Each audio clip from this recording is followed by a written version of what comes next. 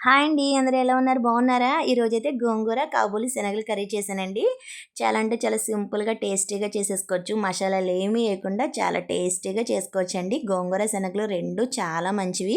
పిల్లలకైనా, పెద్దవాళ్ళకైనా. దీనికోసమైతే మనం కొన్ని శనగలు నానపెట్టుకోవాలండి ముందుగా. నానబెట్టుకున్న శనగలు కుక్కర్‌లో వేయించుకొని 2, 3 విజిల్స్ పెట్టేసుకుంటే శనగలైతే మనకి మెత్తగా ఉడికిపోతాయండి. ఉడకపెట్టుకున్న శనగల్ని ఒక బౌల్‌లోకి తీసేసుకొని అదే కుక్కర్‌లో మనం కడిగి పెట్టుకున్న గోంగూర కూడా వేసేసుకోవాలి. ఇందులో ఒక 5, 6 పచ్చిమిరపకాయలు వేసుకోవాలండి. పచ్చిమిరపకాయల కారమే టేస్ట్‌గా ఉంటుంది గోంగూరకి. అందుకని కొన్ని పచ్చిమిరపకాయలు ఎక్కువే వేసుకోవచ్చు. ఒక గుప్పెడు టమాటో ముక్కలు, ఒక గుప్పెడు ఉల్లిపాయ ముక్కలు వేసుకొని ఇది కూడా కుక్కర్ పెట్టేసుకుంటే ఒక 2, 3 విజిల్స్ వస్తాయండి. అయిపోయాక దీన్ని మెత్తగా చేసుకోవాలి. ఒక పప్పు గుత్తి పెట్టుకొని ఇలా కలిపేసుకుంటే మెత్తగా అయిపోతుంది. మనం పోపు కోసం అయితే ప్యాన్ పెట్టుకొని 2, 3 స్పూన్ల ఆయిల్ వేసుకొని కొంచెం ఆవాలు, పచ్చిశనగపప్పు, మినపప్పు, జీలకర్ర, ఎండుమిరపకాయలు, కరివేపాకు వేసుకొని ఫ్రై చేసుకోవాలండి. కొన్ని మెంతులండి చాలా టేస్ట్‌గా బాగుంటుందన్నమాట మెంతులు వేసుకుంటే. అందుకని కొన్ని మెంతులు వేసాను.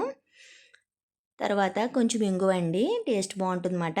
వేసేసుకొని ఫ్రై అయిపోయాక ఒక గుప్పెడు ఉల్లిపాయ ముక్కలు కూడా వేసుకొని గోల్డెన్ బ్రౌన్ కలర్ వచ్చేంత వరకు ఫ్రై చేసుకొని ఇందులో కొంచెం పసుపు, కొంచెం కారం, కొంచెం సాల్ట్ అండి. సాల్ట్ కొంచెం ఎక్కువే పడుతుంది. గోంగూర పుల్లగా ఉంటుంది కదా! అందుకని ఇది కలిపేసుకున్నాక మనం ముందుగా గోంగూర మెదిపి పెట్టుకున్నాం కదండీ! అది కూడా వేసేసుకొని శనగలు కూడా వేసేసుకొని బాగా దగ్గరికంట వచ్చేస్తే మనకి కర్రీ అయితే రెడీ అయిపోతుంది. చాలా అంటే చాలా టేస్టీగా బాగుంటుందండి. మీరు కూడా ట్రై చేసి ఎలా ఉందో కామెంట్ చేయండి. ఈ వీడియో నచ్చితే లైక్ చేయండి. కొత్తగా మన ఛానల్ చూసేవాళ్ళు సబ్స్క్రైబ్ చేసుకోండి. Bye friends.